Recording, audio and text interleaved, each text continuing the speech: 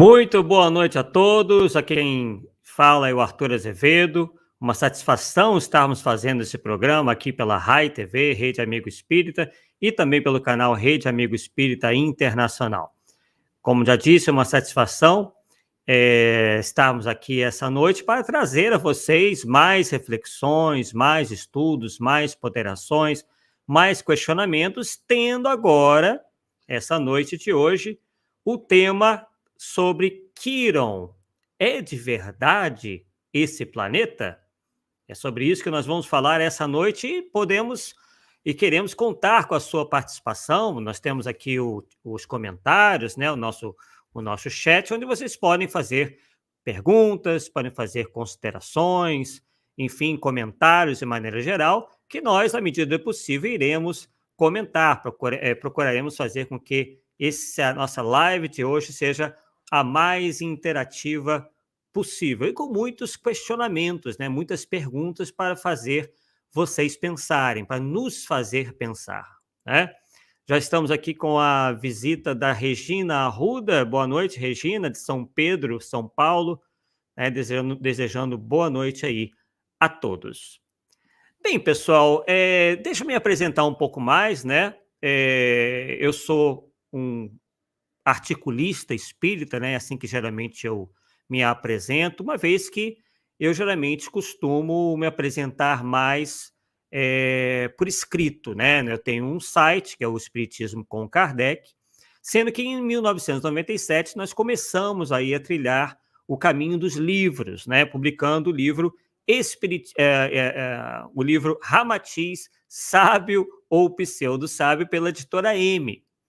Depois, abrimos esse site, né, que é o Espiritismo com Kardec.com, onde nós fomos escrevendo ali uma série de artigos que acabaram sendo enfeixados no livro Espiritismo versus Ramatizismo, onde nós desenvolvemos ainda mais as nossas pesquisas sobre o movimento ramatizista, as mensagens atribuídas a esse espírito de oriental, como dizem, né? E mais alguns outros assuntos relacionados ao movimento espírita, às cisões, aos cismas, né, as teorias estranhas. Então, nós estamos percorrendo, pessoal, esse caminho já há muitos anos. Então, vocês, aqueles que estão aqui pela primeira vez, não estranhem, né, porque nós fazemos esse trabalho que é um pouco tortuoso e que muitos ainda não compreendem bem, tá?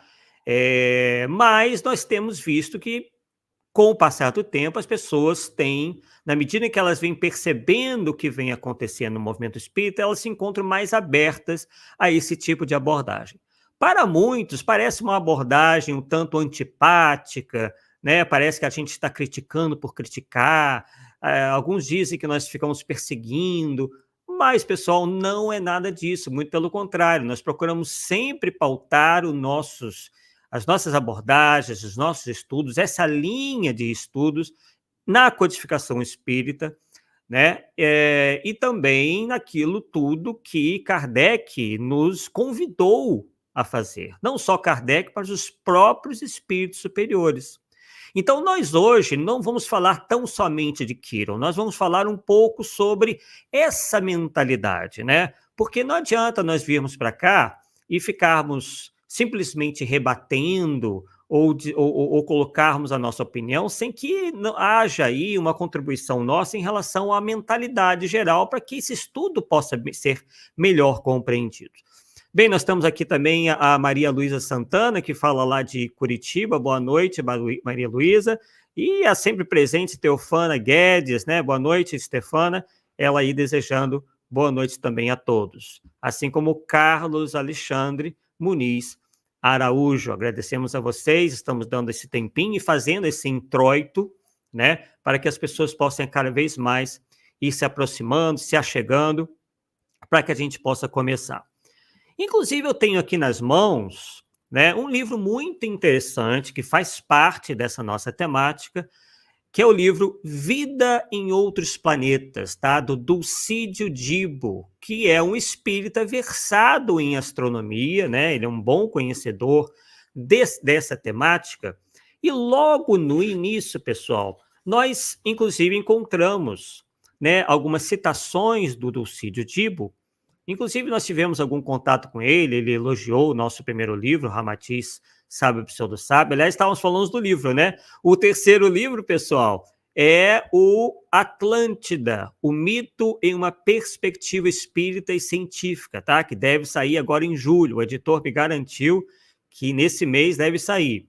E o nosso quarto livro é em coautoria com o Lucas Berlanza, com Érico Pacheco, que é intitulado O Espiritismo perante seus inimigos e desafios contemporâneos. Então perceba que são todos temas realmente quentes, né? Que muita gente diz que são temas polêmicos, mas existe a polêmica dentro do movimento espírita, existe a polêmica espírita.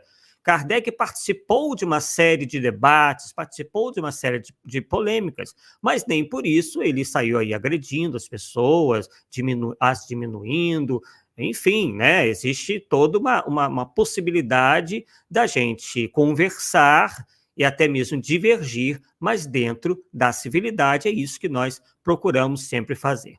Mas voltando aqui ao livro do Dulcídio Dibo, que é o Vida em Outros Planetas, nós encontramos algumas citações bem interessantes.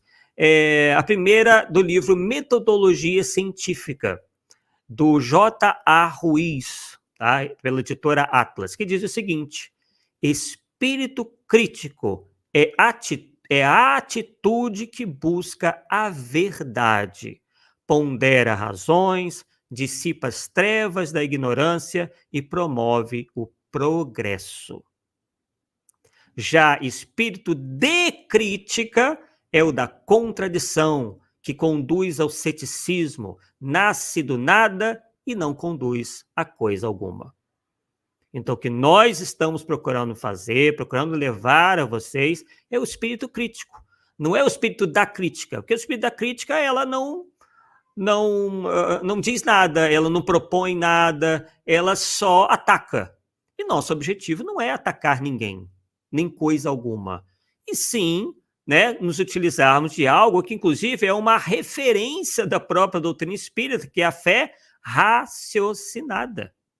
É impossível ter fé raciocinada sem a própria razão e sem o senso crítico, né? Porque o senso crítico ele está presente em tudo que nós fazemos na realidade. Só que às vezes nós não notamos e confundimos isso com espírito de crítica, achando que é anticaridoso, que é antifraterno e etc. Então nós estamos fazendo esse introito que é importante em vista do que vai vir por aí na live de hoje, tá? Que muitos, a princípio, podem estranhar, mas tendo isso como norte, vão encarar com a maior naturalidade possível.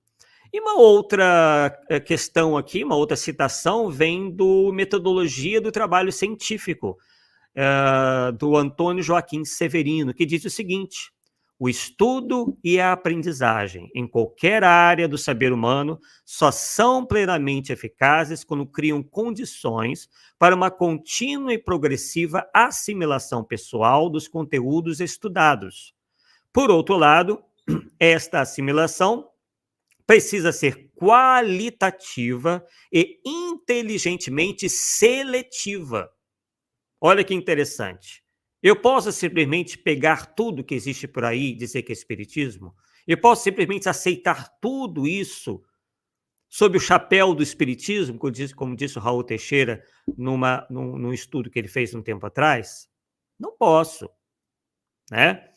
Então, em tudo nós temos que ser seletivos. É uma questão de escolha. Nós temos vários caminhos a seguir, sempre na nossa vida, né? E no espiritismo, em termos de espiritismo, não poderia ser diferente. Então, por outro lado, essa assimilação precisa ser qualitativa. Então, nós temos que atentar para a qualidade e inteligentemente seletiva, dada a complexidade e enorme diversidade das várias áreas do saber atual.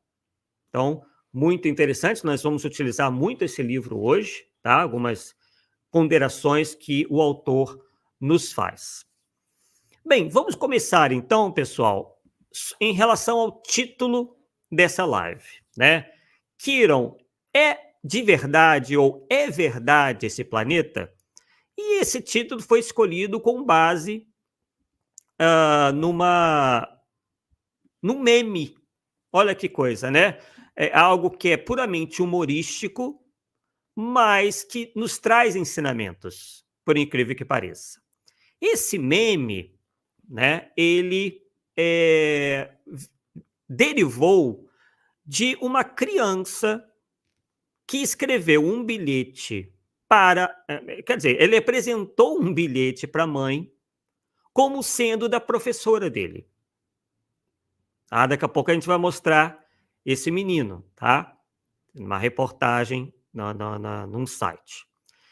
E como vocês podem ver aí, está dizendo o seguinte: senhores pais, né? Então, como é criança, está aprendendo a escrever, a gente vai encontrar uma série de erros de ortografia, aquela coisa toda. Amanhã não vai ter aula, porque pode ser feriado. Assinado Tia Paulinha. E no final ele coloca: é verdade esse bilhete, né? Mais um erro aí, né? Tá aprendendo a escrever, é normal que esses erros aconteçam. Aí vocês devem me perguntar: poxa, Arthur, mas do que eu extraio daí? Uma série de lições, inclusive para a nossa prática espírita, né?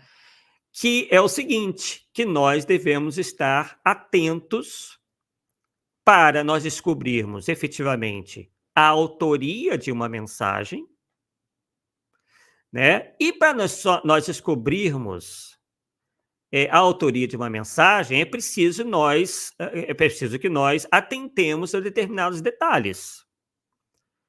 Essa mãe, obviamente, recebeu esse bilhete aí e logo, sem muito esforço, detectou que não poderia vir da professora dele.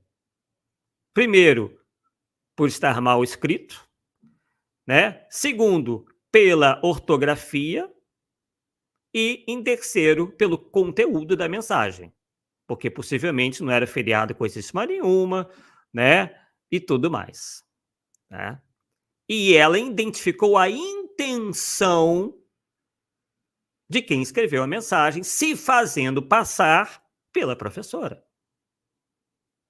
Então, é isso que anda nos faltando. O que nós espíritas, e aí vou cometer uma generalização, né? Tendemos a acreditar em qualquer bilhete.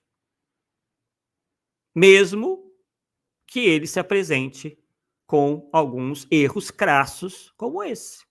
Que jamais, né? Por exemplo, um bilhete como esse jamais poderia vir de uma professora ou de um professor. Então, nós temos ali traços que identificam isso claramente. E, né, transportando isso para o nosso movimento espírita, nós estamos, como nós dissemos, acreditando em tudo que apareça por aí, em todo bilhete que está aparecendo por aí, né? Então, essa é a nossa, né? E apareceram outros aí, ó, apareceram nessa onda aí dos memes, apareceram outros, ó. Brigadeiro não engorda, assinatura nutricionista. É verdade esse bilhete. O pessoal já começou a brincar com o bilhete escrito pelo menino. Brigadeiro não engorda, foi assinado para nutricionista. Aí até poderia passar, tá melhor escrito, não tem erros aí de português, só o bilhete mesmo com L, mas, né? Às vezes uma leitura desatenta até passa. Mas uma nutricionista diria que brigadeiro não engorda? Então é para a gente refletir que às vezes a assinatura ou a pretensa assinatura, a fonte daquela mensagem, pode não ser de quem a gente imagina que seja, ou que está escrito que seja. Né? Então, vai aí o nosso, né, a nossa reflexão para que a gente comece a atentar. Porque o que vem acontecendo por aí, né, é mais ou menos nessa linha. A gente não está procurando atentar para verificar se a mensagem vem de onde dizem que vem. Porque aquele que vai tentar te enganar, vai fazer melhor do que isso daí, né? E isso que a gente vai também conversar sobre a respeito ainda hoje. Chegou aqui o Vladimir Cabral, nossa, fiquei para lá sem assistir nada. Né? O Aeda, boa noite a todos, né? A Rita Barbosa também está conosco, né? Dizendo, agradecendo aí a Rai TV e ao Zé Aparecido. Muito legal. Continuemos aqui com as nossas reflexões. Vamos lá. Vamos ver aqui. Continuar com os nossos slides. Deixa eu ver aqui. Engraçado, não está indo. Ah, tá. Prontinho. Vamos lá. Bem, então, pessoal, aí não ficou até. Deixa eu ver se eu consigo aumentar isso daqui. Ó. E aí nós vamos começar, não ficou muito legal, mas a gente vai ler para vocês, né? No slide ali não ficou muito bom. Mas vamos lá. Vamos ler o que nos diz aí os espíritos, né? O que nos dizem os espíritos, tá? Não ficou muito legal ali o slide, achei que ia ficar. O que nos dizem os espíritos no Livro dos Médiuns, no item 98. Mas nunca será demasiado repetir: não aceiteis nada cegamente. Que cada fato seja submetido a um exame minucioso, aprofundado e severo. Então, isso é uma instrução que consta no Livro dos Espíritos, onde está muito claro que nós não devemos aceitar nada cegamente. E que tudo deva ser submetido a um exame minucioso, aprofundado e severo. Então, mais uma vez, é algo que, infelizmente, não vem acontecendo. Tá? As pessoas não vêm se utilizando devidamente desses critérios. Elas não estão se utilizando desses critérios. E aí, Allan Kardec, no capítulo Escolhos dos Médiuns, na Revista Espírita de fevereiro de 1859, nos diz o seguinte: os maus espíritos temem o exame. Eles dizem: aceitai nossas palavras e não as julgueis. Então, quem é que diz a gente não julgar as palavras alheias? São os maus espíritos. Porque eles temem o exame. E aí continua Kardec: se tivessem a consciência de estar com a verdade, não temeriam a luz. Claro. Só quem tem medo de ser posto a descoberto vai vir com uma conversa dessa. Né? O hábito de escutar as menores palavras dos espíritos, e nós vamos aí mostrar que Kardec e os espíritos superiores não estão falando apenas dos desencarnados, estão falando também dos encarnados, nessa mesma mensagem. Vamos lá. Então, o hábito de escrutar, né, de investigar, de aprofundar as menores palavras dos espíritos, de pesar-lhes o valor, distancia forçosamente os espíritos mal intencionados. Então, eles se afastam. Quando eles veem que tem espírito crítico, eles se afastam.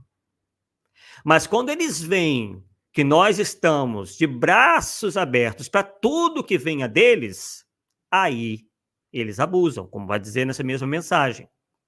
Então, o hábito de escutar as menores palavras dos espíritos, de pesar-lhes o valor, distancia forçosamente os espíritos mal intencionados, que não veem, então, perder inutilmente seu tempo, uma vez que se rejeite tudo o que é mal ou de origem suspeita. Mas quando se aceita cegamente tudo o que dizem, que se coloca, por assim dizer, de joelhos diante de sua pretensa sabedoria, o que vai acontecer? Fazem o que fariam os homens. Então eles se comportam como os encarnados se comportam e vice-versa. Eles daí abusam. Né? E o que nós temos visto aí, o que nós, né, temos trabalhado, estamos falando por nós, né, nesses anos todos, mais de 25 anos, é justamente isso. Em alertar, em pesquisar, primeiramente, né, não fazer nada assim, de qualquer maneira, mas pesquisar, aprofundar, analisar, para então, quando chegamos a uma conclusão, advertirmos, levarmos essa advertência aos nossos confrades, aos nossos amigos espíritas. Tá? Então vamos lá. Diante desse poderoso critério, que é o da universalidade, caem necessariamente todas as teorias particulares, quer dizer, individuais. Existem teorias particulares por aí, que advêm de uma pessoa ou um pequeno grupo de pessoas. São teorias particulares. Que sejam produto de ideias sistemáticas, seja de um homem, olha o elemento encarnado aí, ó, seja de um espírito isolado. Por isso que nós fizemos o trabalho sobre Ramatiz. Porque era um espírito isolado demonstrando ter concepções completamente diferentes de todos os espíritos superiores que se comunicaram com Allan Kardec, com opiniões completamente díspares, diferentes, em oposição, muitas das vezes. Né? Então, nós fomos lá e confrontamos isso daí, e fechamos em 2 livros. Ramatiz sabe ou pseudo sabe, que é uma pergunta, e depois Espiritismo versus Ramatizismo. Porque nós notamos isso daí, ó. E agora vemos também, né, como que o elemento encarnado também tem patrocinado essas confusões. E aí diz o seguinte: uma ideia falsa pode, sem dúvida, agrupar ao seu redor alguns partidários, e a gente encontra isso. Mas não prevalecerá jamais contra aquela que é ensinada por toda parte. Só que o que nós temos notado com preocupação é que essas falsidades têm tomado um corpo tão grande que eles já apresentam ser uma maioria. Como que a gente mede isso? Pela popularidade, principalmente aqui na internet, pelo tanto que eles vendem em termos de livros. Geralmente falamos na nossa observação em relação às bienais do livro, onde essa enxurrada de obras sem amparo doutrinário ocupa um espaço muito maior do que as obras sérias, da própria codificação, enfim, e de outros autores que vêm aí trazendo as suas reflexões, tendo como base a doutrina espírita, de maneira fiel. Né? Então, isso é muito preocupante. Né? Temos confiança que isso vai mudar? Temos, mas nós não podemos ficar de braços cruzados, não é mesmo? Nós vamos avançar. Regra geral, todo espírito que liga mais importância à forma do que ao fundo é inferior. Por que nós separamos essa mensagem que consta na Revista Espírita de setembro de 1858? Porque nós temos caído nessa esparrela. Qual é a forma que ele está falando? É como a mensagem se apresenta. Como que esses espíritos, encarnados ou desencarnados, têm apresentado as suas teses? Com uma fala mansa, misturando, às vezes, com conceitos do espiritismo, porque não é tudo de errado que eles falam. Não. Eles misturam para poder ser melhor aceitos. Mas aí, para ser melhor aceitos, eles vão na nossa emoção. Então, é aquela fala, né? Aquele jeito. Não estamos dizendo que todos que falam assim ou são assim estejam falseando. Não. Às vezes é o jeito da pessoa mesmo.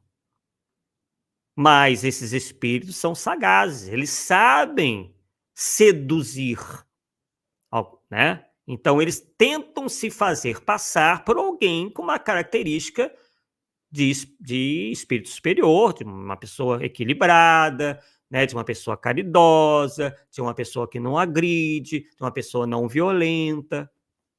É claro, porque se eles tirarem a máscara, vai todo mundo ver quem eles são. E nós estamos caindo nisso. Como o autor da mensagem, ele aparece ser muito bonzinho, muito meigo, e a gente vai indo nessa. E a gente acaba não atentando para quê? Para o fundo. O que é o fundo? É o conteúdo da mensagem. Estamos simplesmente deixando que certas coisas adentrem o nosso raciocínio, a nossa mente, Porque está enfeitada. Está com uma embalagem bonitinha, né? Então, isso indica uma inferioridade da nossa parte, porque nós estamos dando mais importância à embalagem do que ao conteúdo. Então, temos que ver isso. É uma questão até mesmo de burilamento íntimo, de começar a despertar. Então, todo espírito que liga mais importância à forma do que ao fundo é inferior. Tanto aquele que está passando a mensagem, quanto aquele que está recebendo, porque ele está entrando nessa mesma sintonia. Então, todo espírito que faz isso não merece nenhuma confiança. Ainda mesmo se de tempo em tempo disser algumas coisas boas. É o que nós falamos. Vai ter coisa boa, pessoal. Porque essas coisas boas podem ser um meio de sedução. Então, é preciso estarmos atentos e, para isso, nós temos que exercitar o senso crítico. Não é o senso de crítica, é o senso crítico. Né? Porque o senso de crítica, ele vai logo tentar destruir, mas o objetivo não é destruir. Né? Porque esse tipo de abordagem, esse tipo de coisa, ele vai cair por conta própria. Mas que caia para lá e não levando a gente junto, né? Então vamos lá. Os espíritos só enganam os que se deixam enganar. Mas é preciso ter os olhos de joalheiro para distinguir a pedra verdadeira da falsa. E quem não sabe distingui-la, procura um lapidário. Isso está lá no Livro dos Médiuns. Né? Então, bem claro que só enganam os espíritos. Esses espíritos só enganam, tanto encarnados quanto desencarnados, que se deixam enganar. Por quê? Por que está se deixando enganar? Porque está deixando o senso crítico de lado. Acha que é falta de caridade. Né? Mas é preciso ter olhos de joalheiro para distinguir a pedra verdadeira. Claro! Se eu pego uma pedra, encontro uma pedra na rua, e se eu não entendo se aquela pedra, eu não sei se aquela pedra é verdadeira ou não, eu vou levar para quem? Para alguém que entenda de pedras preciosas, que ele vai identificar se é falsa ou não. Quando nós estamos doentes, nós procuramos quem? O médico. Quando precisamos de uma reforma na nossa casa, o arquiteto, o engenheiro, mestre de obras, dependendo da gravidade da questão. Só que em espiritismo, não. Nós sempre confiamos unicamente no nosso conhecimento. E será que esse conhecimento está sendo suficiente para eu verificar se aquela pedra verdadeira é falsa ou não? Aquela pedra é verdadeira ou não? Então é uma questão de humildade. Então nós temos que ter humildade, muitas das vezes, para reconhecer, poxa, eu não vou abraçar essa questão aqui porque eu não sei. Eu preciso ir lá pesquisar. E se eu não estou conseguindo pesquisar, eu vou perguntar a alguém, uma ou mais pessoas. Ela devo perguntar a várias. Mais ou menos como Kardec fez. Ele perguntava e saía espalhando a questão. Né? E aí via aceitava pelo critério de concordância. Mas nós não. Nós achamos que conhecemos de tudo e saímos abraçando aí as teorias mais malucas. E isso tudo está servindo de introito para aquilo que nós iremos demonstrar para vocês daqui a pouquinho, tá? Então vamos lá, continuando com os nossos slides. Uma coisa pode ser excelente em si mesma, muito boa para servir de instrução pessoal, mas o que deve ser entregue ao público exige condições especiais. Então algo, né, essa coisa aí que ele se refere, pode ser muito legal para mim, não vai trazer nenhum, né, reflexo maior, enfim, vai parar por ali. Mas à medida que isso atinja um público, um número maior de pessoas, isso pode ter um efeito muito mais danoso, né? E aí ele diz Kardec, infelizmente o homem é inclinado a supor que tudo que lhe agrada deve agradar aos outros. O mais hábil pode enganar-se. Tudo está em enganar-se o menos possível. Então, Kardec demonstra que nós não sabemos de tudo. Isso é normal. Nós não conhecemos tudo, nem devemos ter essa pretensão. Mas, em termos de espiritismo, em termos de divulgação espírita, deva-se ter um cuidado especial em relação ao que nós entregamos para o público, uma responsabilidade, né? E nós não estamos falando apenas de pessoas que fazem palestra, né, que fazem os estudos, não. Às vezes a gente está passando por um vizinho nosso, um parente nosso, alguma coisa que nós sequer temos certeza, e já estamos aí disseminando como sendo a mais pura doutrina espírita, a mais pura verdade. Pode ser uma grande de uma bobagem, que inclusive poderá afastar aquela pessoa do espiritismo, que a pessoa vai dizer assim, poxa, mas fulano acredita nisso? Nessa bobagem aí, porque às vezes a pessoa tem conhecimento específico naquela área. Por exemplo, na área de astronomia, na área de astrofísica, como nós iremos falar aqui hoje, aí fulano está acreditando nisso, nossa, mas esse tal do espiritismo deve ser uma baita de uma bobagem, né? Porque isso não tem nem pé nem cabeça. Mas por quê? Nós não tivemos critério para chegar nela, né? E para um critério anterior para, antes de levarmos alguma coisa como sendo espiritismo a outra pessoa, nós temos que ter esse cuidado, né? Não é qualquer coisa, né, que vai servir como uma divulgação do espiritismo. Né, temos aqui o Jaci Fernandes também dando uma boa noite a todos, a Teofana fazendo alguns comentários. Beleza, então vamos lá. Continuando aqui, que nós já vamos entrar na questão, tá? Mas é importante, são importantes esses comentários. Então vamos lá. E aqui nós trouxemos o codificador, né, dizendo o seguinte: na ausência dos fatos, a dúvida é a opinião do homem sensato. Veja, né? Qual tem sido a postura de grande contingente dos espíritas? Né? De aceitar tudo prontamente, mesmo sem ter nada, absolutamente nenhum fato, nada que dê aquilo alguma sustentação lógica, racional, doutrinária, nada. Kardec, vocês podem perceber bem, ele foi cético de início em relação aos fenômenos mediúnicos, das mesas gerantes, enfim, aquilo tudo que nós conhecemos. Falou, isso aí deve ser bobagem, isso aí é uma prestidigitação. Ele foi cético. Deve ser algum efeito físico. Nós nos comportamos, aí é uma pergunta que nós devemos nos fazer. Nós nos comportamos como Allan Kardec ou nós saímos acreditando na primeira coisa que aparece? Porque veio com rótulo espírita, né? Veio com rótulo espírita, eu estou aceitando? E essa questão aí que o Kardec está falando? Né? Então, é algo muito sério que nós devemos nos realmente refletir, nós temos que fazer com que isso adentre a nossa mentalidade, né? Uma mudança de mentalidade. Enquanto nós acharmos que senso crítico, ou utilizarmos nosso senso crítico é falta de caridade, de que uma análise da mensagem dos espíritos, ou mesmo de divulgadores, seja falta de caridade, então a gente não vai crescer, porque ciência não se faz assim.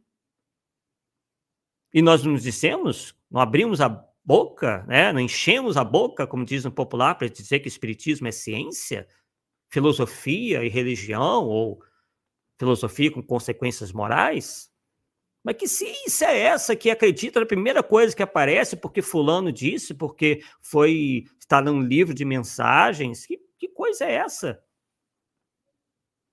E aí nós ficamos aí criticando, por vezes, nossos irmãos de certas denominações religiosas, porque nós dizemos que eles têm fé cega, mas estamos incorrendo no mesmo erro.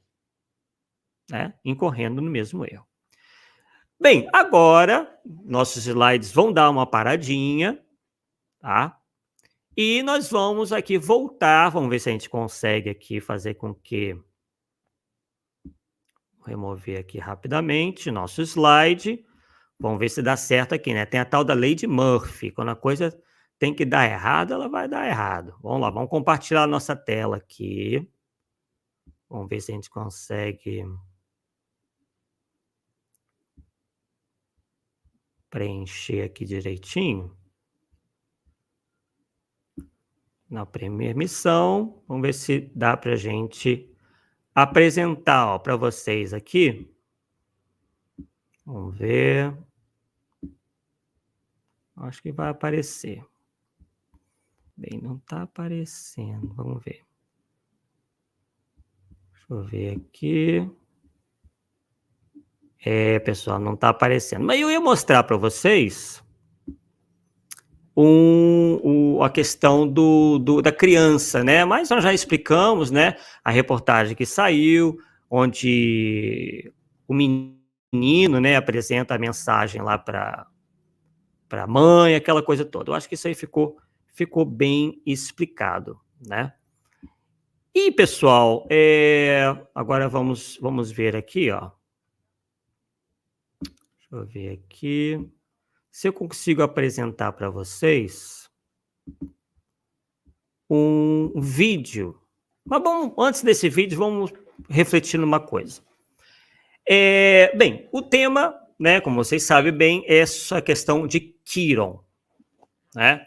E nós temos que, como todo pesquisador, né, temos que mostrar sempre a fonte primária dos nossos estudos. Tá?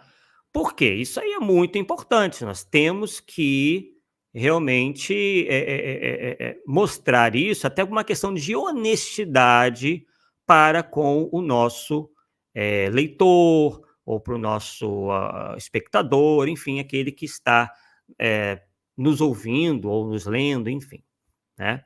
E nós fomos, inicialmente, né, nós fomos verificar onde é que teria surgido essa questão de Quiron, tá? Que seria, segundo dizem aí, um planeta que teria sido aí mencionado por Chico Xavier como sendo o planeta que abrigaria um sem número de espíritos oriundos da Terra no momento aí de transição planetária. Tá? Essa é a ideia geral, tá? E nós nos deparamos com a seguinte mensagem, tá? Vou ver se eu consigo mostrar aqui para vocês. Vamos ver se vocês vão, por favor, me sinalizar se vocês estão ouvindo, tá? Pelo menos, tá? Nós não estamos conseguindo colocar aqui a imagem. Deixa eu ver aqui, vamos tentar mais uma vez. Deixa eu ver aqui. Realmente não estamos conseguindo, mas tudo bem. Vou mostrar aqui para vocês. Vou colocar aqui o vídeo. Isso é bem tranquilo de achar aqui. Onde nós vamos mostrar a origem disso, tá? Só que tem uma questão que eu já posso adiantar para vocês, que é a seguinte. Já existe descoberta, já foi descoberto desde 1877 um astro, né? Na verdade não é bem um astro, é um cometa que ao mesmo tempo é um asteroide, tá? É estranho isso, né? É quase como uma exceção à regra, mas já existe esse asteroide que é ao mesmo tempo um cometa. Ele foi descoberto já há muitos anos, né? No final do século XIX, tá? Esse asteroide, ele está aí, aqui no nosso sistema solar mesmo e leva o nome de Quiron, tá? Então, essa informação é importante, tá? Para que nós possamos, inicialmente, fazer uma análise, tá? Só que alguns alegam que não é bem de Quiron que o Chico Xavier estaria falando, tá? Só que isso é um pouco estranho, porque o que dizem é que Chico Xavier estaria falando de um planeta que estaria fora do nosso sistema solar e que teria esse mesmo nome.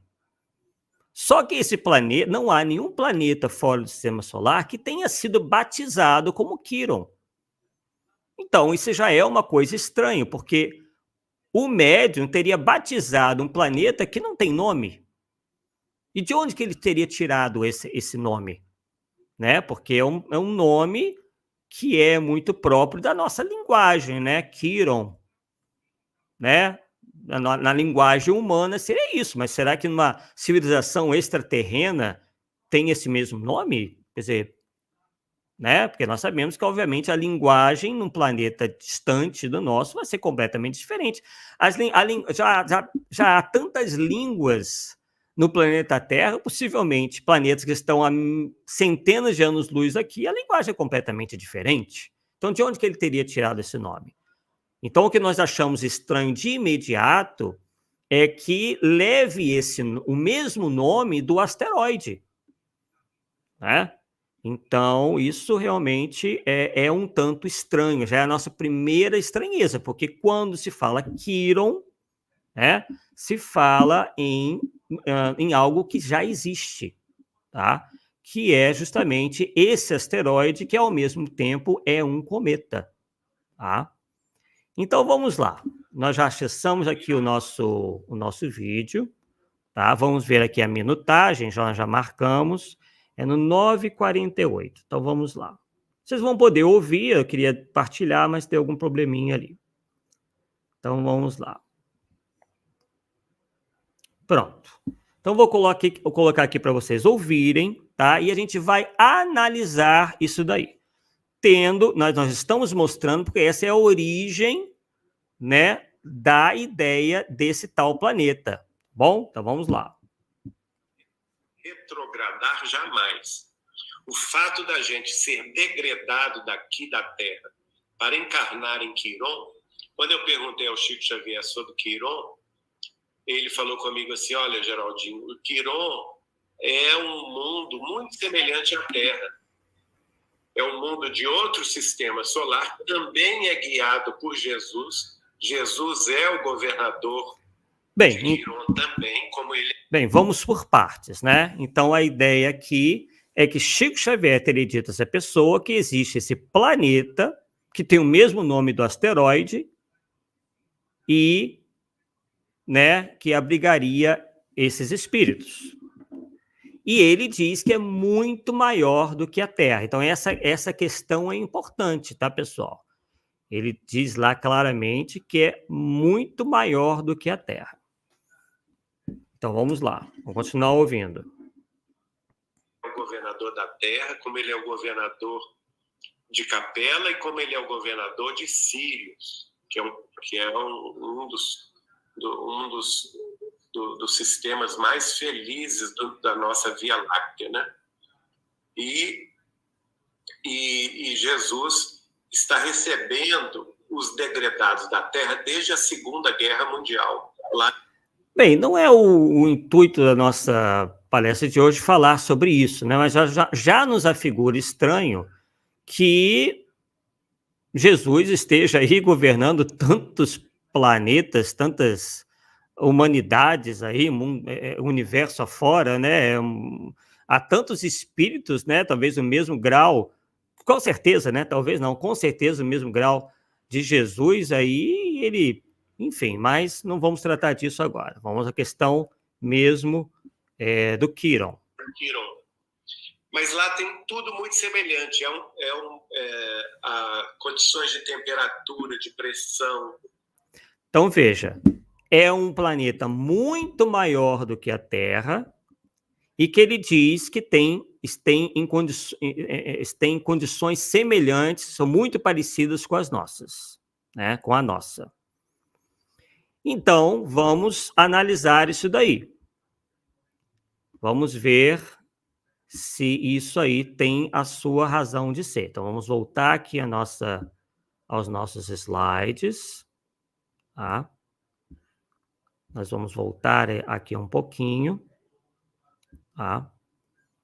Então, Então, o que, que nós fizemos? Vamos continuar vendo o que ele está dizendo, depois a gente vai para esse nosso quadro aí, que no slide, na transmissão não ficou bom, mas vamos lá. Lá se tem água em abundância, chuvas, vegetação em abundância, continentes, mares, animais semelhantes aos nossos, pássaros semelhantes aos nossos, peixes semelhantes aos nossos, animais que voam como os pássaros, né? Só que lá tem duas grandes diferenças. Em primeiro lugar, é uma Terra, é um planeta muito maior do que a Terra é. E hoje a ciência já identificou esses planetas, né? Que a ciência humana, a astrofísica e a astronomia humanas do século 21 já identificaram a existência das chamadas superterras. Bem, é isso que o que nos interessa por enquanto. Então, o que, que nós fizemos? Nós fomos estudar isso daí, astronomia, astrofísica é um assunto que nós já estamos aí estudando há um bom tempo, uma vez que tivemos que fazer mais ou menos o mesmo tipo de estudo quando falamos sobre as mensagens do Espírito Ramatiz, ou atribuídas a ele, em relação a Marte. Então, nós começamos a estudar, né, e ficarmos atentos aí na medida em que fomos aprofundando os nossos conhecimentos, né? Então, o que a gente já pode concluir aqui em relação a essa mensagem, essa mensagem atribuída a Chico Xavier? Bem, o quadro não ficou bom aqui, mas, na verdade, o primeiro, à esquerda de vocês aí, a primeira coluna é segundo a ciência, e a segunda coluna é segundo a fala atribuída a Chico Xavier, tá? No lado direito. Então, vamos ver o que ele acertou e o que ele errou. Tá? Vamos analisar isso daí, depois a gente vai fazer algumas considerações mais técnicas. Bem, em relação aos tamanhos, né? Houve um acerto, digamos assim, né? Que existem realmente planetas cujo tamanho é muito diferente do nosso, né? Essas superterras realmente existem e estão numa zona chamada de zona habitável. Tá? Nós vamos aprofundar um pouquinho mais sobre isso. Então, em relação ao tamanho, houve um acerto. Tá? Os tamanhos são diferentes, por isso que está em verde ali, o verde indica ok. E aí, continuando, o Chico Xavier, segundo a ciência, haveria algumas semelhanças, tá? Existem realmente algumas semelhanças.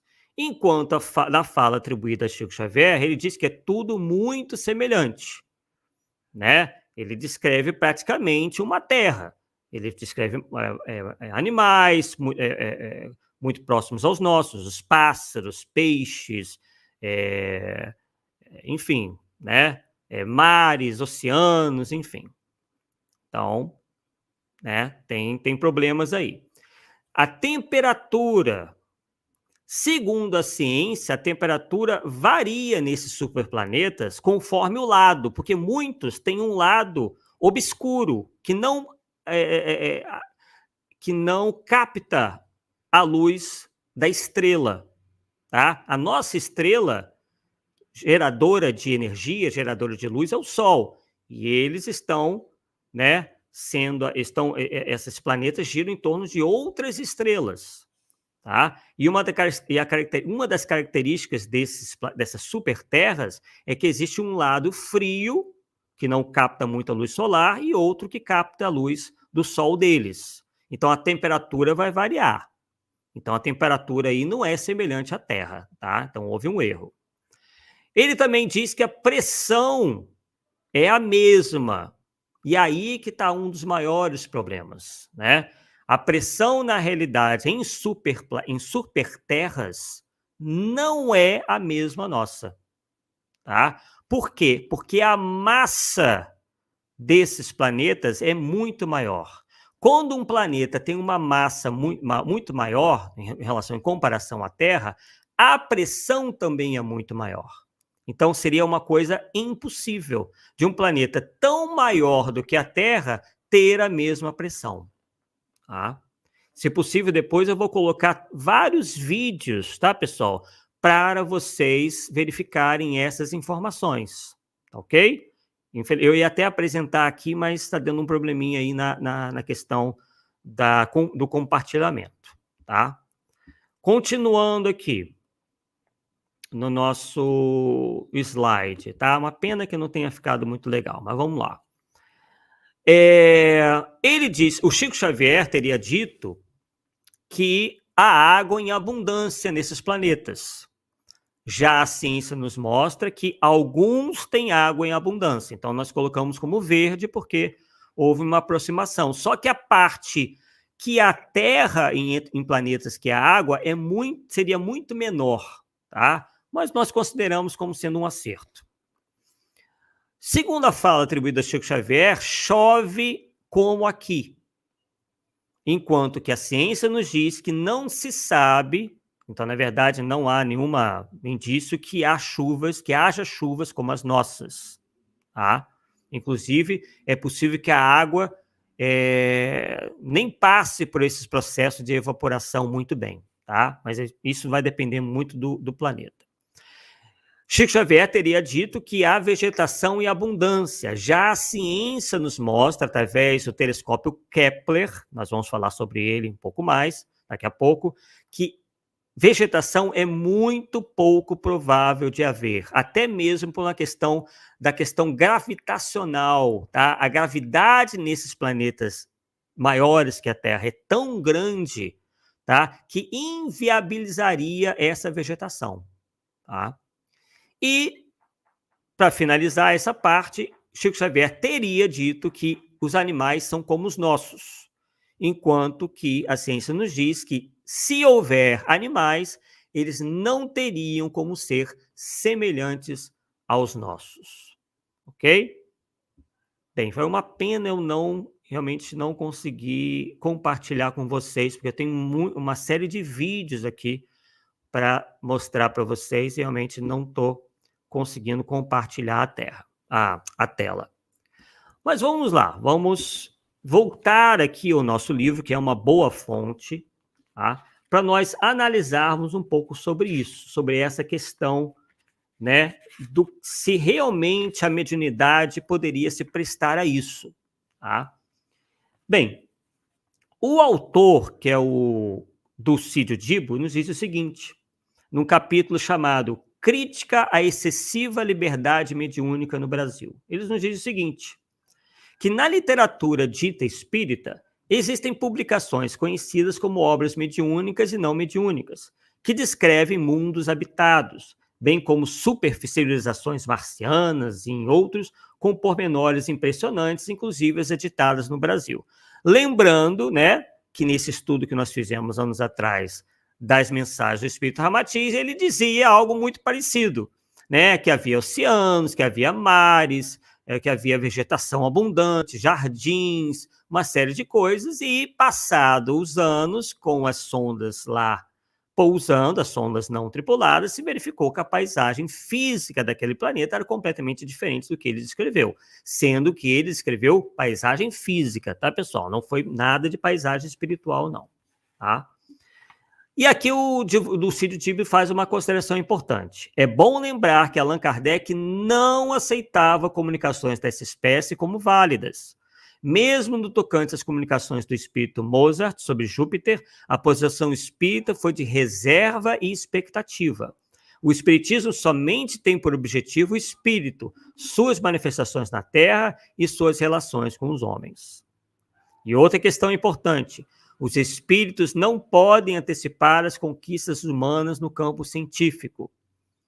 Diz o seguinte, por outro lado, sempre insistiu na tese de que os espíritos não podem antecipar as conquistas humanas no campo científico, o que representaria uma interferência indébita no trabalho dos homens. Né? Então, os espíritos realmente não sérios, né, não interferem nessa parte, uma vez que isso cabe à ciência humana. E aí o Dulcídio Dibo nos fala o seguinte, A ideia de investigação da verdade nunca foi suficientemente compreendida e aplicada por adeptos mal informados do espiritismo, que sonham até hoje com mirabolantes revelações sobre questões extraterrestres, apelando, de outro lado, para todo tipo de crendices e observações não suficientemente esclarecidas. Né? E aí ele faz também uma outra série de considerações. Para a gente encerrar essa parte, eles nos dizem o seguinte: o Espiritismo estuda, e isso está na codificação, tá, pessoal? O Espiritismo estuda e pesquisa o mundo espiritual e não mundos materiais no universo. Decorre que muitas comunicações sobre a vida em outros planetas contrariam os princípios metodológicos do Espiritismo, além de estarem frontalmente opostos aos resultados das pesquisas astronômicas e científicas em geral. Portanto, deduzimos que 1. Não são todas as comunicações dos espíritos, mesmo os intitulados de astrônomos, que devem ser consideradas válidas. 2. A pluralidade dos mundos habitados é corolário do princípio da reencarnação e vice-versa. E aqui é uma questão importante, porque quando nós questionamos essas revelações, né, acerca de outros planetas, as pessoas dizem: poxa, Arthur, mas então você não acredita na pluralidade dos mundos habitados? A nossa resposta é claro que nós acreditamos, mas daí acharmos, né, que toda e qualquer revelação espiritual seja verdadeira e descreva efetivamente esses planetas é uma outra história. É mais ou menos como: poxa, Arthur, se você não acredita que Chico Xavier foi Allan Kardec, então você não acredita em reencarnação. Então são sofismas que, por vezes, né, são utilizados para que você, né, mude o seu posicionamento em função de que por trás disso há um princípio espírita. É claro que todo espírita acredita, isso está na própria codificação espírita, no capítulo 5, por exemplo, de pluralidade dos mundos habitados, ou pluralidade dos mundos. E agora, pessoal, vocês vão verificar justamente aquilo que nós estamos aqui dizendo. Quando Kardec pergunta aos espíritos o seguinte: a constituição física dos diferentes globos é a mesma? E os espíritos respondem: não, eles absolutamente não se assemelham. E o que nós vemos por aí? São indivíduos ou espíritos que se utilizam de mesmos parâmetros de vida aqui na Terra e as exportam para outros planetas. Sendo que a constituição física dos planetas é completamente diversa da nossa. Então, quando nós dissemos que numa superterra, seria impossível ter as mesmas condições do que a Terra, nós estamos aí dizendo, né, sendo doutrinariamente corretos, na medida em que os globos realmente não se assemelham. E aí é que vem a outra pergunta que Kardec fez aos espíritos. A constituição física dos mundos, não sendo a mesma para todos, para todos os seres que os habitam, não sendo a mesma para todos, vírgula, os seres que os habitam terão organização diferente? E os espíritos respondem: sem dúvida, porque entre vós os peixes são feitos para viver na água e os pássaros no ar. Então, o que os espíritos estão dizendo? Que os seres que habitam os planetas, cuja constituição física é diferente da Terra, terão necessariamente uma organização diferente. Então, achar que numa superterra, numa pressão completamente diferente, numa gravidade completamente diferente, vai ter o passarinho lá voando, isso é uma concepção completamente fantasiosa. Porque o pássaro, uma vez, por força de uma gravidade muito maior, não teria condição nenhuma de sair sequer do chão, se ele lá existisse. Né? Então, já é um bom exemplo. Então, o que os espíritos estão nos dizendo? Que a constituição física dos habitantes desses planetas muito pouco se assemelha à nossa. Né? E a própria constituição física desses mundos também. Não se está, por exemplo, hoje falando tanto na questão do aumento da temperatura no planeta? Por que existe essa preocupação? Porque se aumentar 2, 3, 4 graus em média, já altera tudo. Já põe em risco todo o nosso ecossistema. E as temperaturas nesses planetas também, a temperatura também nesses planetas, as temperaturas são diferentes das nossas. Pode não ser uma mudança tão grande, uma diferença tão grande, mas essa pequena diferença já realmente já modificaria tudo. Outra questão que se deva levar em consideração é a composição química da atmosfera dos planetas. Por exemplo, um planeta cuja atmosfera tem algum elemento químico maior ou menor quantidade que o nosso, por mínimo que seja, já fica completamente diferente, já muda completamente a situação. Né? Então, são realmente fantasiosas essa questão de querer transportar para planetas, mesmo os mais próximos, coisas que são próprias só do planeta Terra. Lá deve ser uma coisa completamente diferente. Os espíritos aí estão nos dizendo. E aí eles continuam dizendo o seguinte, ó. Kardec pergunta o seguinte: os mundos mais distanciados do Sol são privados de luz e calor, de vez que o Sol lhes aparece apenas como uma estrela? E aí os espíritos respondem: acreditais que não há outras fontes de luz e de calor além do Sol? Não tendes em conta a eletricidade, que em certos mundos desempenha um papel desconhecido para vós e bem mais importante que o que lhe cabe na Terra? O que a gente pode depreender aqui? Que lá, né, as fontes de energia são diferentes. Olha só que diferença, mais essa diferença em relação à Terra. Então, realmente, são fantasiosas todas as descrições em vida dos outros planetas que mostram coisas muito semelhantes à nossa, sendo que isso é impossível. Isso não acontece. Né? Porque nós temos a questão do distanciamento do planeta em relação à sua estrela, nós temos a questão da mudança da composição da atmosfera, nós temos relação ao tamanho, a gravidade, a temperatura, são uma série de fatores que fazem com que a vida lá seja completamente diversa da nossa. Então dizer que tem animais, que tem peixinho, que tem passarinho, é fantasioso, não encontra respaldo na ciência. Né? Então, isso é preciso deixar muito claro. Né? Quem tiver dúvidas, né? E tem um comentário de Allan Kardec nesse mesmo capítulo, diz o seguinte: as condições de existência dos seres nos diferentes mundos devem ser apropriadas ao meio que têm de viver. Então, lá nesses planetas, possivelmente a vida existe, só que de uma maneira completamente diferente da vida que nós temos aqui. Pode ser, inclusive, até mais complexa, diz os cientistas. Ou menos.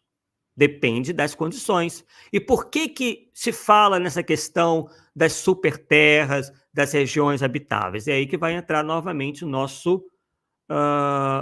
nossos slides aqui. Vamos lá. Então, vamos voltar aqui aos nossos slides. Nós vamos explicar um pouquinho mais isso. Então, vamos lá. Bem, pessoal, o que está sendo mostrado ali é a tal da zona habitável, tá?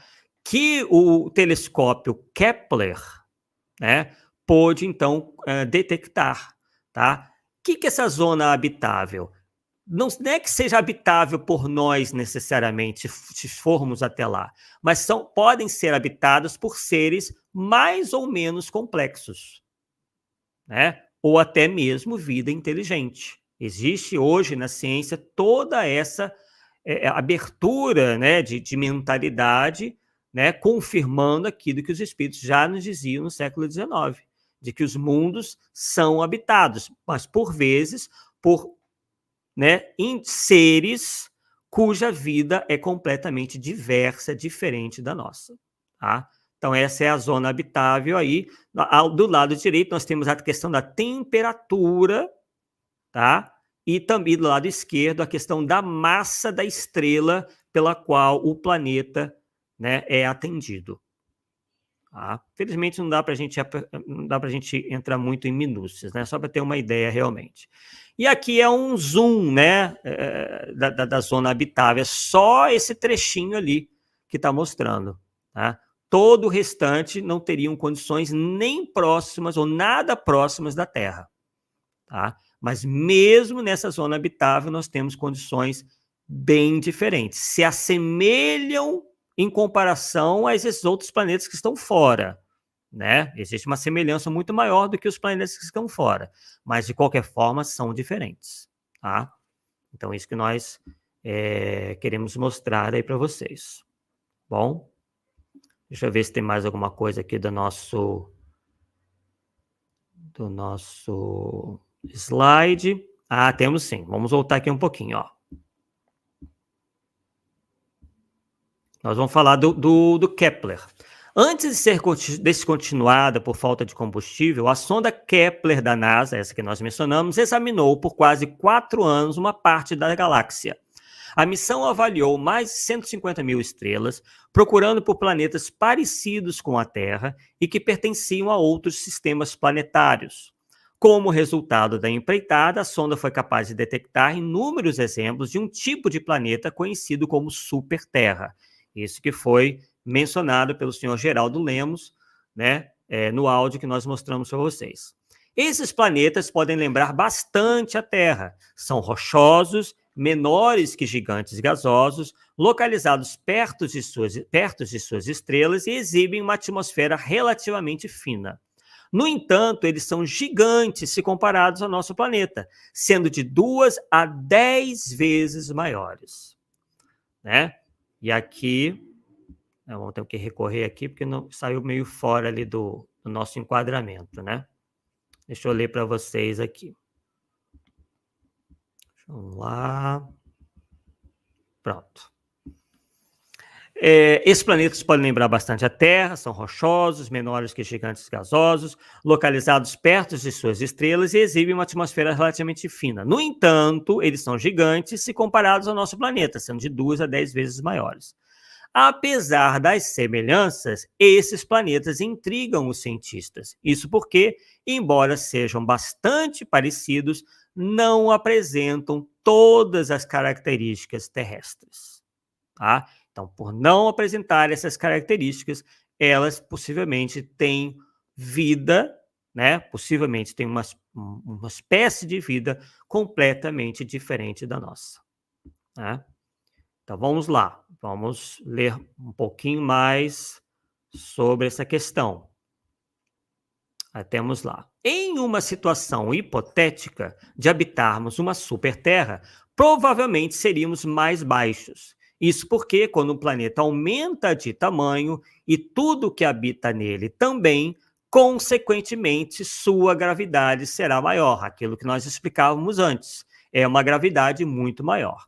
Se a Terra, por exemplo, tivesse o dobro do seu tamanho, também seríamos mais pesados, porque a força da gravidade aumenta à medida que a densidade e o raio do planeta também aumentam.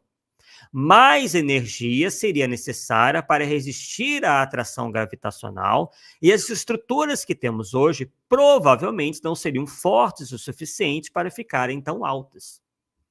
Né? Então, num planeta com uma gravidade muito grande, seria tudo como que achatado, né? Porque nós temos uma gravidade vindo de cima para baixo que é muito maior. Então, essa coisa de ter animais voando, teriam que ser animais assim muito, muito pesados, de toneladas e toneladas e toneladas, para terem força suficiente para alçarem voo em vista de toda essa atração gravitacional e a própria gravidade. Com um planeta maior e um campo gravitacional mais forte, a Terra também seria como uma espécie de imã para colisões. Quem falou sobre isso foi Rory Barnes, teórico que estuda a habitabilidade do planeta na Universidade de Washington.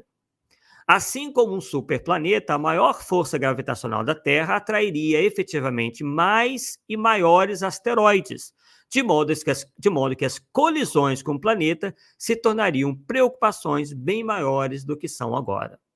Mudanças dramáticas também poderiam começar a ocorrer no interior do planeta. O núcleo e o manto líquido também seriam muito maiores, fazendo com que a pressão sobre a superfície da Terra aumentasse. Né? Então, seria um planeta que dificultaria muito a vida animal, porque ele estaria sendo constantemente bombardeado por asteroides, por exemplo, tal como acontece com Júpiter. Né? Júpiter é o maior planeta do nosso sistema solar e justamente por ser tão grande, ele atrai para o seu campo gravitacional uma série de outros elementos do espaço, principalmente os asteroides e até mesmo cometas. Já houve há pouco tempo atrás, né, uma grande colisão de um cometa com Júpiter. Né? Então, nós percebemos aí que se houvesse animais lá, termos físicos, né, eles teriam muito pouca chance de sobreviverem. Né? Algo muito parecido ocorreu com a Terra. Justamente houve um choque de um asteroide né, contra a Terra, quando aqui os dinossauros estavam. Isso criou todo um esfriamento da Terra, porque uma série de partículas obscureceram o Sol, fazendo que boa parte dos dinossauros morressem. E aí foi causada a extinção deles. Né? Então, agora imagine caindo um asteroide toda hora no planeta desse. Né? Qual vida, né, iria permanecer ali? Então, tem todas essas questões aí que nós temos que levar em conta. Com base no que foi observado até agora, os cientistas não podem afirmar que o planeta seria habitável caso fosse uma superterra. As observações da sonda Kepler foram essenciais para perceber o quão próximos de suas estrelas esses planetas estão, muito mais perto do que a Terra está do Sol. Se nosso planeta estivesse tão perto do Sol quanto os objetos de comparação, a água provavelmente evaporaria, fazendo com que a vida fosse impossível de prosperar. Em outras palavras, a Terra estaria fora da chamada zona habitável. Surpreendentemente, muitas das superterras descobertas até o momento parecem ser ricas em água, então aquilo que nós falamos anteriormente, como mundos aquáticos inteiros. Nós também mencionamos rapidamente que a parte terrestre nesses planetas é diminuta. É possível que esses planetas tenham se formado a partir de grandes pedaços de gelo e depois tenham migrado para perto de suas estrelas, o que levou o gelo a derreter. No entanto, esses planetas podem não ser habitáveis, uma vez que seus oceanos profundos possuem uma camada sólida de gelo.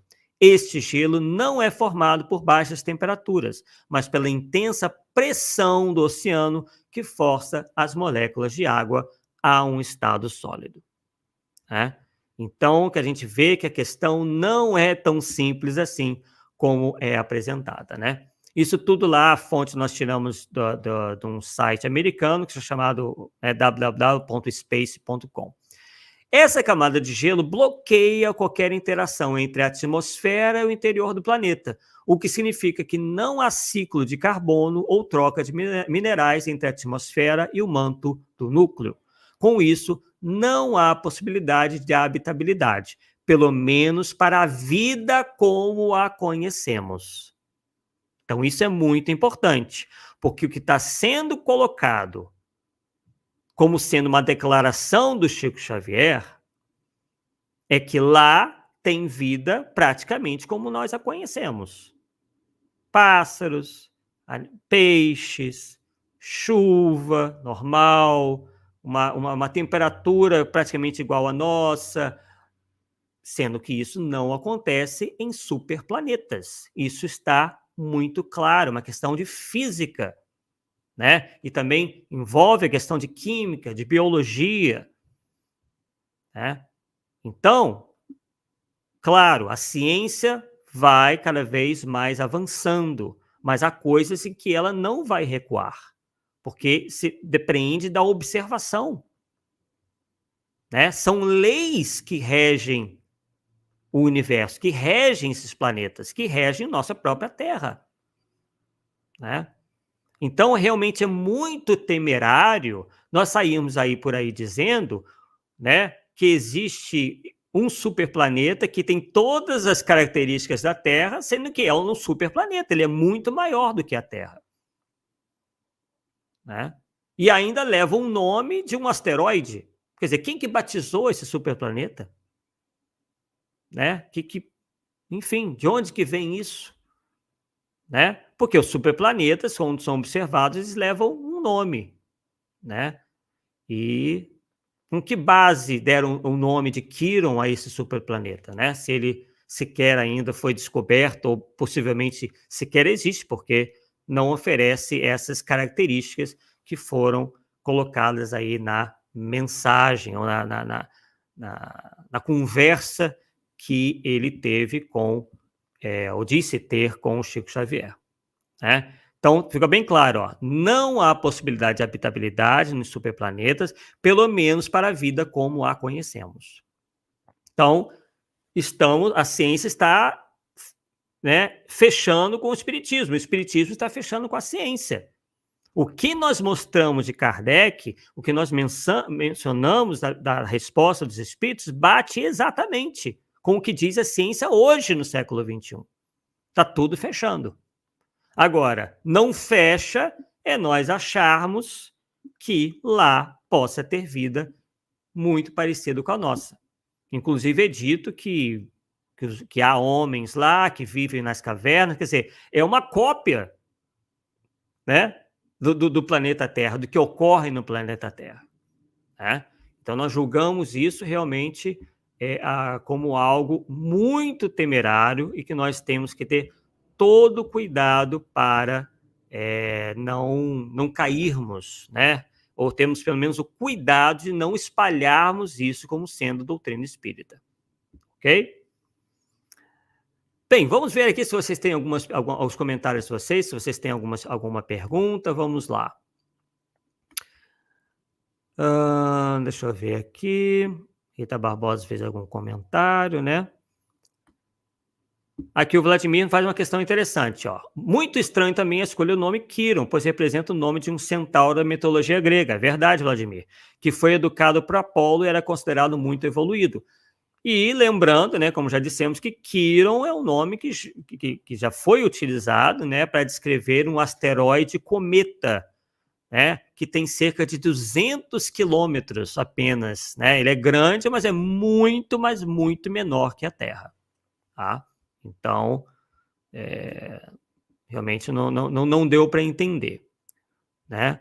E o Vladimir continua dizendo, né, que o Quiron era tido como o último dos centauros, né, faz uma boa explicação aí, porque geralmente o nome dos planetas ou de astros, eles escolhem, né, os cientistas escolhem nomes da mitologia grega. Né? Essa fala dela cair por terra facilmente pelas descobertas da ciência, realmente. Né? Então vamos ver aqui, o Edgar de Matos. Essa visão de vida extraterrena igual a daqui, uma fantasia cinematográfica e desnecessária. Exatamente, Edgar.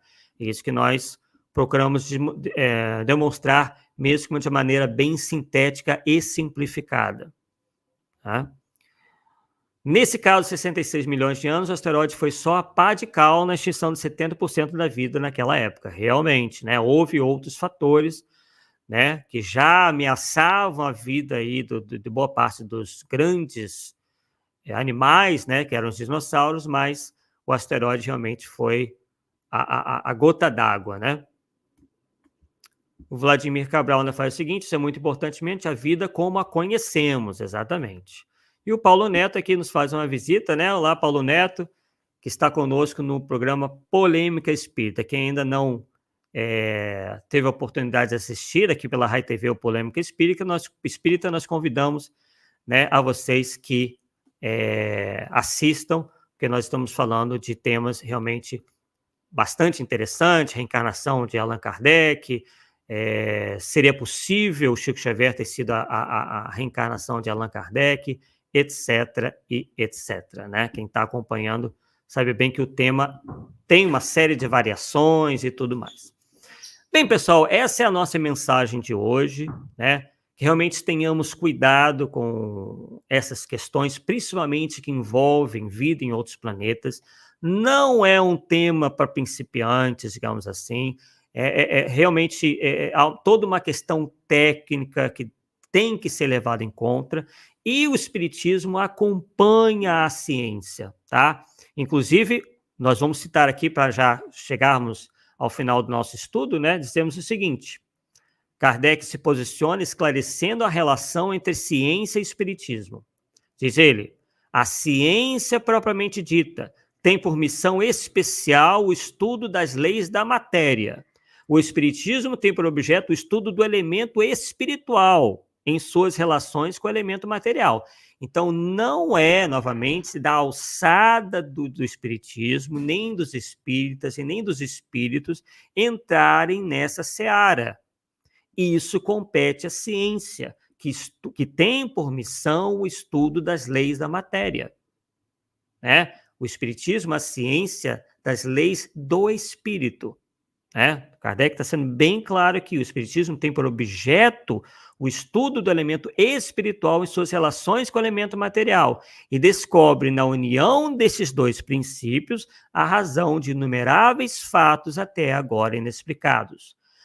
E agora o mais importante: o Espiritismo marcha de par com a ciência. Então, se a ciência está nos demonstrando ao contrário do que espíritas estão dizendo, ou que espíritos estão dizendo, nós temos que ficar com a ciência. Porque o Espiritismo marcha de par com a ciência. Isso é o próprio codificador está dizendo.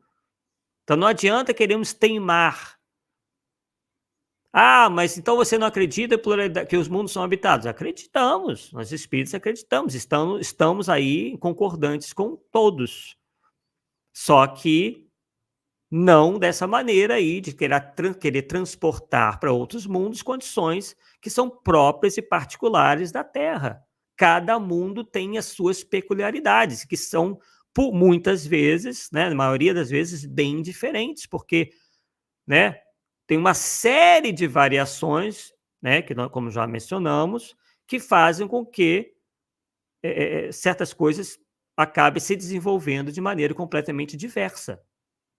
Né? Então, cada mundo é um mundo com suas peculiaridades, tornando-os, por vezes, completamente diferentes. Né?